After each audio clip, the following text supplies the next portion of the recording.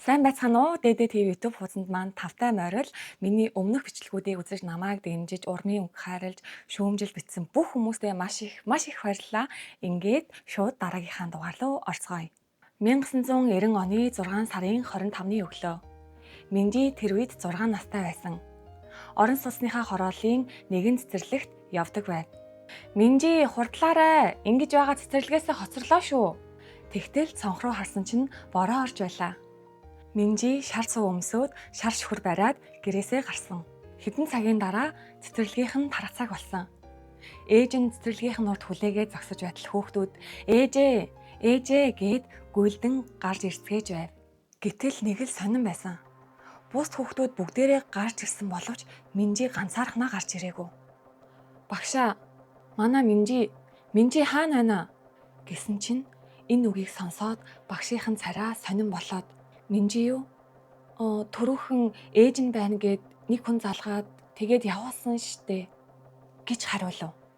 Юу болсон бэ гэсэн чинь цэцэрлэг тарахын 30 минутын өмнө нэгэн эмэгтэй хүн залгаад багшаа би Минжигийн ээж нь байна. Минжиг яаралтай явуулаад өгөөч. Бид яаралтай ажил гарсан болохоор ганцаарангийн зүгээ цэцэрлэгийн урд гаргаад өгчхөө. Би одоохон очиод авчий гэж хэлсэн байгаа. Ингээд Минжиг цэцэрлэгээс нь ганцаарангийн гаргаад явуулсан байна. Шууд цагдаад мэдгдсэн. Цагдаа нарын хамгийн түрүүнд хийх үйлдэл бол мэдээж CCTV шалгах. Гэвч энэ үе 1990-ад он байсан болохоор CCTV огт хөгжөөгүй байхгүй байсан үеэсэн. За ингээд CCTV байхгүй юм чин дараагийнх нь хийх үйлдэл бол мэдээж ойр хавьд харсан үзсэн хүн байна уу эсхийг шалгаж гэрчийг хайх явдал байсан. Гэхдээ гэрч олдох нь тийм амар биш хэрэг байсан. Яагаад гэвэл хүн хулгайлах хэргийг нууцлан нууцаар мөрдөх зарчимтай байдаг. Хэрвээ цагдаад мэдгдсэн гэдгийг олон нийтэд мэдэгдвэл тухайн хүүхдэд маш аюултай нөхцөл байдал учирч болзошгүй гэж үзсэн байна. Тийм болохоор цагдаа нар ямар нэгэн дуудлага эрхийг хүлээсэн дээр гэж үзсэн. Алга болоод 30 дахь цаг, үдээс хойш 5 цаг. Эцэст нь утсанд дуудлага ирсэн. Байна уу? Минжи энд байгаа. Залуу эрэгтэй хүний хоолой. Хүүхдээ буцааж авахыг хүсэж байгаа бол 50 сая вон өгөх хэрэгтэй. Тэгээд дансныхаа дугаарыг хэлж эхэлсэн. Дансны эзний нэр И Сангмин. Дансны дугаар 30 60 41 94 80. Тэгээд уцаад асуулсан. Цагдаа нар тэр дорн дуудлага хийсэн байшлыг тогтоов. Сөүлийн төвд байдаг нийтийн утасны газар байсан. Цагдаа нар шууд тийшээ явсан. Гэвч аль хэдийн утасны газраас явсан байв. Ингээд цагдаа нар хэрэгтнийг барьж чадаагүй ч гэсэн нэг сэжвэр олсон. Тэр юу вэ гэвэл нэгдүгээрт эрэгтэй хүн байсан. Дансны дугаарын эзний нэрийг хүртэл олж чадсан байгаа. Гэвч дансны дугаараар хэрэгтнийг олох боломжгүй байсан. Яагаад гэвэл тэр үед өөр хүний нэрээр банкны данс нээж мөнгө авах боломжтой байсан. Санхүүгийн гүйлгээнд хэрэглэгчийн жинхэнэ нэрийг баталгаажуулж эхлэхээс өмнөх үе байсан бөгөөд иргэний өмнөлөх байхгүй байсан ч болно. Хэний ч өмнөөс данс нээж болох үе байсан. Тийм болохоор дансны дугаараар олох боломжгүй болж таарсан. Хэрэгтнийг барьж авч болох арга нь ганц л арга байсан. Тэр нь юу вэ гэвэл мөнгө авах гад хайгаад ирэхэд нь барьж авах арга. Хүүхэд хулгайлагснаас хойш 4 дахь өдөр. Банк хаах цаг үдээс хойш 4 цаг 13 минут. Мөрдөгчөө, мөнгө данснаас гарч байна. Гэхдээ энэ салбар биш байна. Лотто их дэлгүүрийн ATM-ээс мөнгө гарч байна гэж хэлсэн. 300 метрийн зайд байгаа их дэлгүүрийн салбар мөрдөгч хамаг хуртаараагүйсэн. Өнгөрсөн хүн болгоныг гүйлгэж харж байлаа. Хэн бэ? Хэн ер нь И Сангмин вэ? Яг тэр үед нэг хүн аажмаар хоошоо эргэж харсан. Мөрдөгчдөө хас тулгарсан. Гэвч эмэгтэй хүн залуухан эмэгтэй байсан. Тэгсэн гинт метроны буудлын руу гүйж эхэлсэн. Мөрдөгч араас нь маш хурдтайгаар хөөсөн. 2 дахь буудал хүрээд яах ёстойгоо шийдсэн. Хаалга онгох үед яарч бууж байгаа юм шиг дүр үзүүлж эмэгтэйг түлхсэн. Эмэгтэй хаалганы гадна тал руу шууд унсан. Унж байхдаа гартаа барьж байсан уутыг унгааж орхисон. Дотроос нь ямар нэгэн юм сар хийгээд асгартал мөнгө байсан. Эмэгтэйг унаж байхыг харсан чинь банкнаас авсан мөнгө бүгд асгарч байсан. Тэгээд энэ эмэгтэй мөн байна гэдгийг шууд ойлгосон. Хүүхэд хаана вэ? Хүүхэд хаана байна гэж байна штэ. Тэгсэн чинь тэр эмэгтэй яг тэр дороо ухаанаа алчих шиг болсон. Юун хүүхэд вэ? Би юу ч мэдэхгүй. Тэр эмэгтэй хэн нэг нь надаас гуйсан. Мөнгийг л аваад ирвэл тэр мөнгнөөс хэдэн хувийг нь өгнө гэсэн болохоор би мөнгийг нь банкнаас л авсан гэж ярьж байсан. Ингээд тэр орой 9 цагт Сөүл явг дээр нөгөө эрэгтэйтэй уулзахаар болсон. Одоо яах хэрэгтэй вэ гэвэл Сөүл явг руу явж хэрэгтнийг барих хэрэгтэй. Ингээд бусад мөрдөгч нартай хамт нийлээд Сөүл явг руу хөдөлсөн. Эмэгтэй эрэгтэй хоёрын нууцаар уулзахаар болсон байсан газар нь 1-р шугамны метроны зогсоол. Хүлээнгээ ойр хаваа ажиглаж байсан боловч яг тэр үед гэнэт нөгөө эмэгтэй чинь метроны зам руу үсэрчгсэн. Үнэхээр үхчихлээ л гэж бодож байсан. Бүх зүйл харанхуйлж үхчихлээ гэж бодоод ухаан санаа балартаж байсан л да. Одоо яах вэ? Яг тэр үед үхээгүй байна.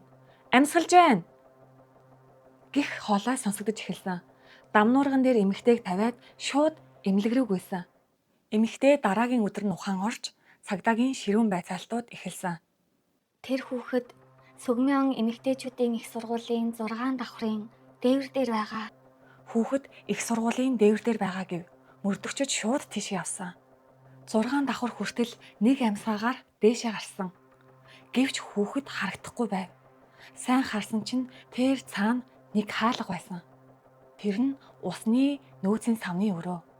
Хаалгыг онгойлгосон чинь усны сав болон ханны хооронд пластик савнууд дүүрэн байсан. Тэр савнуудыг 1-2-оор нь холдуулаад харсан чинь тэр завсраар ямар нэгэн юм харагдсан. Тэр нь юу вэ гэсэн чинь энэ байсан.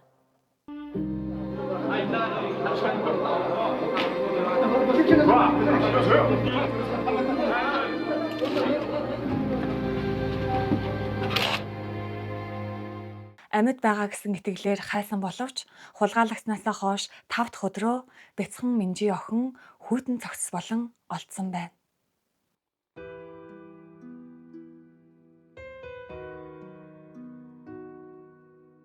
Эмэгтэй хийсэн хэрэгээ бүгдийг хүлээн зөвшөөрсөн. Гэвч би ганцаараа алсан надтай хамтарсан хүн хинч байгаагүй гэж хэлсэн. Би ганцаараа алсан, хамтарсан хүн хинч байгаагүй. Охиныг хулгайлахаас ахуулаад алах бас сүрдүүлэхийг хүртэл энэ эмэгтэй ганцаараа хийсэн гэж хэлсэн. Сөүл метроны буудал дээр уулзахаар товсон байсан эрэгтэй хүн анханасаа байхгүй байсан. Илүү их цочролмоор зүйл нь юу вэ гэсэн чинь Минжи охин алга болоод 5-5 өдөр цагдаа нар хайсан боловч олоогүй. Гэвч Минжи охин хулгайлагдсан яг тэр өдрөө алгацсан байж таарсан. Хэрэгтний нэр нь Хун Сүн Ён. Нас 23. Ер нь яагаад хүүхдийг хулгайлахаар болсон юм бол? Тэр 50 сая воныг яг юунд хэрэглэх гэж байсан юм бол? Цагдаагийн байцаалт явагдаж байтал хэрэгтэн эмэгтэй уйлж эхэлсэн. Түүний хэлсэн үг нь Хайртай байсан. Тэгээд хулгайлсан. хайртай байсан, тэгээд хулгайлсан. Юу гэсэн үг юм бол? Хэрэгтэн Хун Сёны цагдаад өгсөн мэдүүлэг нь гэрлэх гэж байсан найз залуу Кимэн нэг компанид хамт ажилладаг Пак гэх эмэгтэйтэй учиртай болоод тэр эмэгтэй нь бидний дундуур ороод байсан учраас тэдэнд цочрол өгөхийн тулд ийм хэрэг хийсэн гэж хэлсэн байна. Сэжигтэн эмэгтэй байж боломгүй ийм сонин зүйлүүдийг ярьж эхэлсэн. Мөрдөгчдөд нэг л сэжигтэй санагдсан. Ингээд цагдаа хэрэгтний ажлын газрыг хайж атсан. Би хун сэтгүүлчийн талаар асуух зүйл гараад ирлээ гэсэн чинь хүмүүсийн байдал нэг л сонирн байсан. Хин гинэ? Тийм хүн байхгүй дээ манад. Тэр газрын сэтгүүлч дунд Хун Сүнён гэж сэтгүүлч байхгүй гэж хэлв. Цагдаа нар юмыг яаж мэдхүү гэж бодоод хэрэгтний төгссөн их сургууль дээр явж очсон. Улс төр гадаад харилцааны тэнхимд 86 гэсэн оюутны дугаартай Хун Сүнён гэж төгссөн оюутан байхгүй л байна да.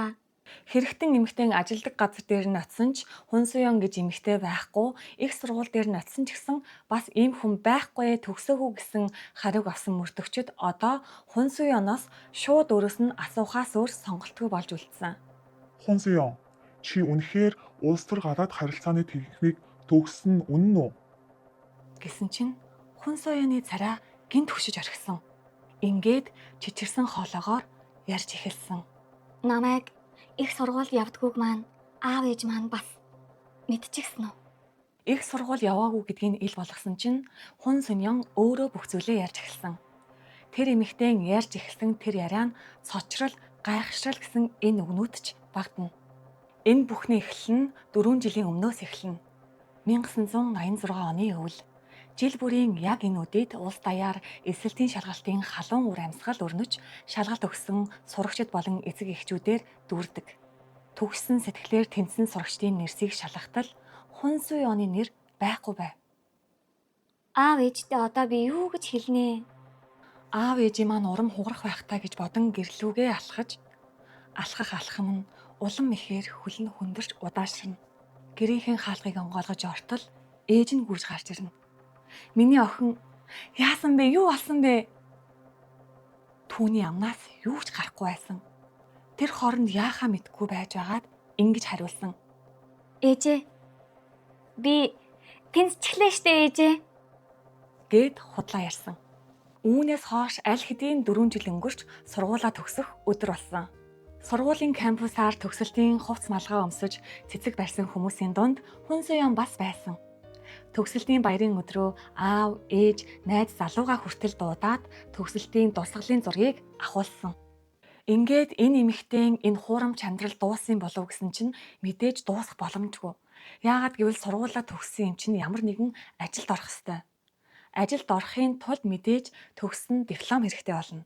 Сургуулаа хуурамчаар төгссөн гэж дүр үзүүлж байгаа түүний хувьд бол ажилд орох ямар ч боломжгүй болж байгаа гэсэн үг.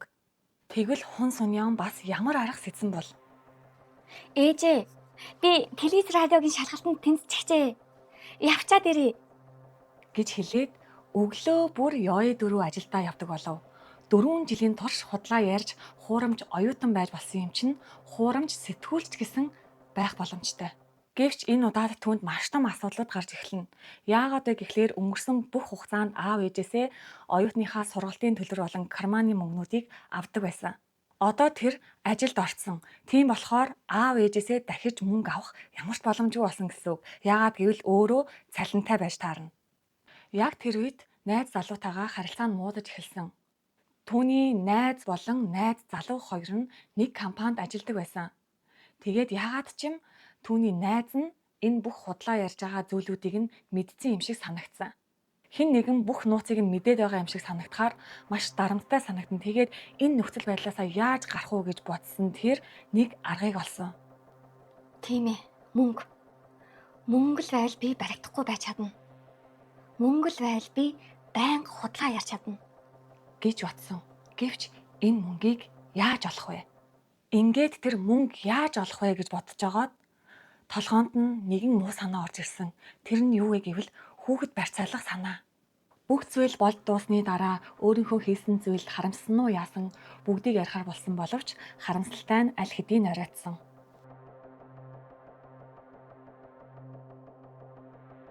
Өнгөрсөн бүх хугацаанд болсон энэ бүх хэрэг яг хаанаас эхэлсэн бол? Бүх зүйл би сургууль тэнцчихлээ гэсэн тэр мөч байлаа. Тэрхүү мөчийг арга цаах гэж хэлсэн ганцхан худал үг. Түүнийгээ нуухын тулд дахин худал, бас дахин худал үг хэлсээр эцэст нь элсэн цайз босгочихсон явдал байлаа.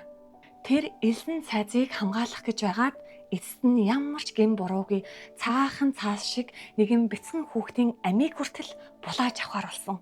Солонгосын шүүхээс Хун Сүнёнд цаазын ял оноосон. Түүнээс хойш 3 сарын дараа цаазын ялыг гүйцэтгэж тэр ч бас өөрийнхөө амийг алдсан. Хун Сүнёны сүүлийн дүр төрх ямар байсан бол?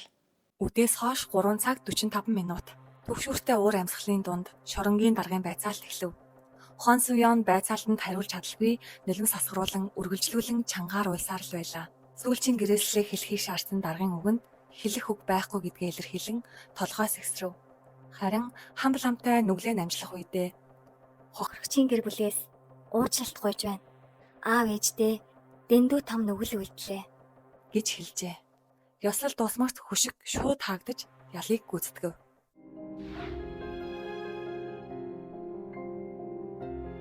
Өнөөдрийн миний бэлдсэн сэдв энд хүрээд өндөрлж гээ. Их сургуульд орж чадаагүйхаа төлөө худлаа ярьсаар агаад нэгэн бяцхан охины амийг авах хүртлээр явсан гэхээр энэ бол маш аимшигтай хэрэг байлаа. Энэ дугаарыг орчуулж байхдаа надад бодогдсон нэг зүйл нь юу вэ гэхлээр энэ эмэгтэй хэрвээ аав ээж нь ч юм уу те миний охин их сургуульд орж чадаагүй байсан ч дахиад чамд боломж байгаа. Тэгэхээр зүгээр шүү гэд хэлсэн байсан бол мэдээж энэ охин аав ээжтэй хэлэхдээ ингэж худлаа ярихгүй байсан баха гэж бодол төрсөн. Солонгосчууд чинь заавал сургуульд орох хэвээр, заавал өндөр мэдлэгтэй авах хэвээр гэл нэг нэгнийхээ дээр гарах гал ер нь ингэж байдаг хүмүүс юм шиг санагдсан. Дээр үед гэлтгүй одоо ч гэсэн тийм зүйл байгаа байх. Хүүхдтэй эрдэм мэдлэг олгохоос илүүтэйгээр хамгийн түрүүнд хүн байх ёстой. Хүн алдаа гаргана, алдаанаасаа дахиад суралцсан гэдгийг хэлэх ёстой баха, сургах ёстой ах гэж бодож байна. Ингээд та нар маань намайг дэмжиж, YouTube сувган дээр маань лайк, саб дараад намайг дэмжээрэй. Өнөөдрийн дугаарыг хүлээж авсан та нартаа маш их баярлалаа. Дараагийн дугаар хүртэл баяртай.